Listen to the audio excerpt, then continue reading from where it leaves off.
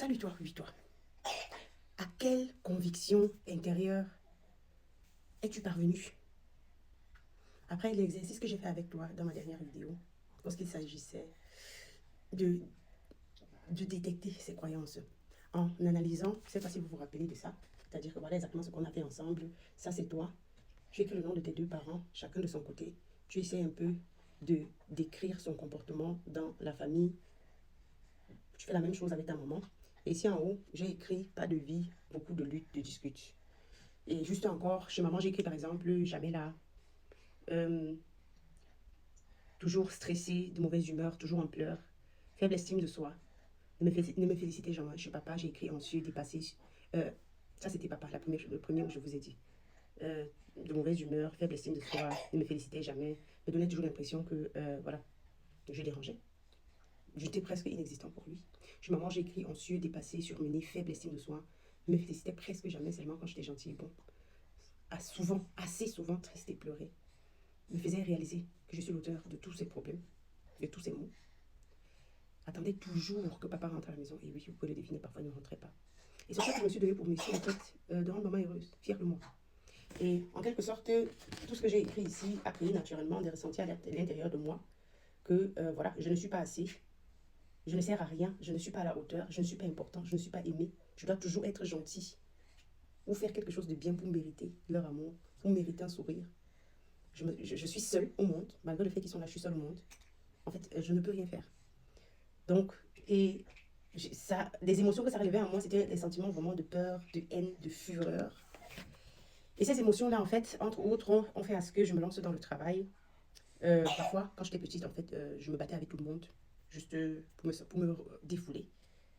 En fait, je me disais toujours que je dois faire d'énormes efforts pour qu'on m'aime, pour que, voilà, on me félicite, on me valorise. Euh, et ça a fait, en fait, à ce que, jusqu'aujourd'hui, j'ai l'impression toujours que je dois toujours avoir raison. Je n'aime pas céder. Je joue un rôle parfait dans le monde alors qu'à l'intérieur de moi, je suis brisée. Et parfois, je préfère être agressif, je préfère mener la danse, tout simplement pour ne pas m'admettre en fait que je suis faible, que je suis détruit. Voilà, donc c'est un peu ça, c'est un exemple. Hein. Ça, c'est un exemple juste pour vous montrer comment vous devez créer le vôtre. Donc c'est pour ça que je vous ai posé la question au début de cette vidéo. Quelle est la conclusion? Après avoir créé le vôtre, voici ça ici. Et vous pouvez aussi trouver ça dans le livre de Stéphanie Stahl, Das Kind in mir muss Heimat finden. Donc, quel est ce ressenti-là, en fait, que voilà, cet exercice a créé en vous? Ressentez-le au plus profond de vous, mettez votre main là, relisez tout ce que vous avez écrit, essayez de retourner dans le passé pour détecter les émotions que cela fait en vous. Et les croyances, je vais vous donner un exemple, sont toujours formulées comme ceci. Je suis désolée. Je n'ai pas le droit de faire. Je suis triste. C'est vrai que la tristesse, la peur, la fureur, la colère n'expriment pas directement les croyances, mais ce sont des réactions des croyances. C'est-à-dire que vous avez certaines croyances et cela vous rend furieux, cela vous rend triste, cela vous rend peut-être même dépressif, je ne sais pas. Une autre croyance est je ne vaux rien.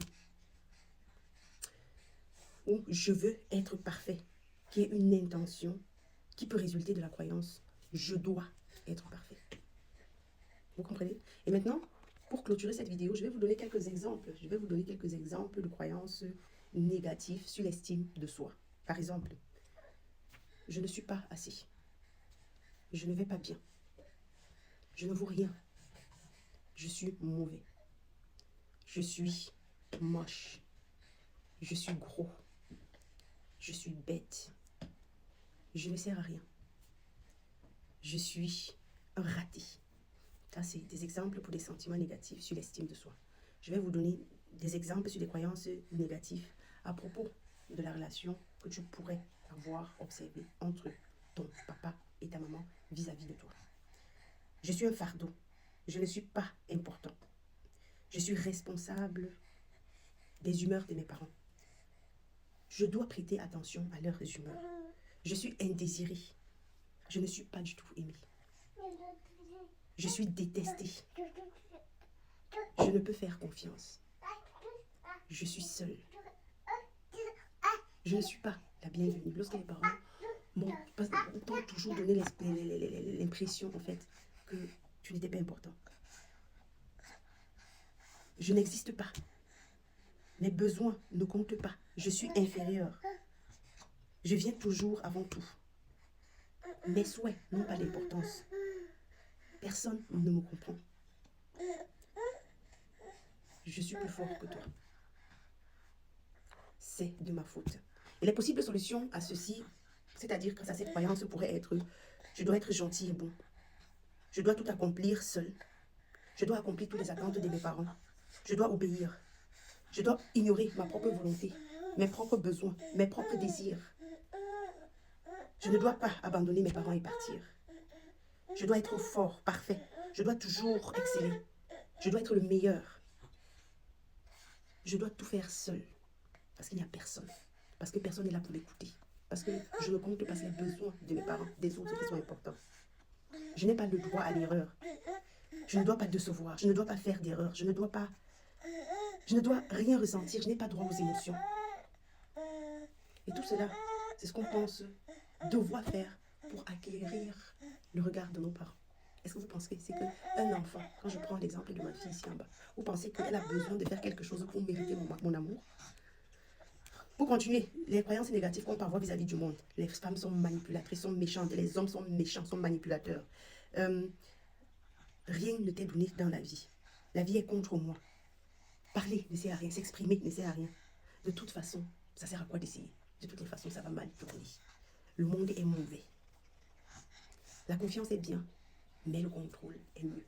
Tout ça, ce sont des différentes croyances, en fait, que une personne peut avoir et plus. Donc, prenez vraiment le temps de réfléchir là-dessus. Prenez le temps en faisant cet exercice-là dans la vidéo précédente et écrivez vos croyances. Parce que c'est très, très important d'écrire ça. Très important. Ça va changer ta vie.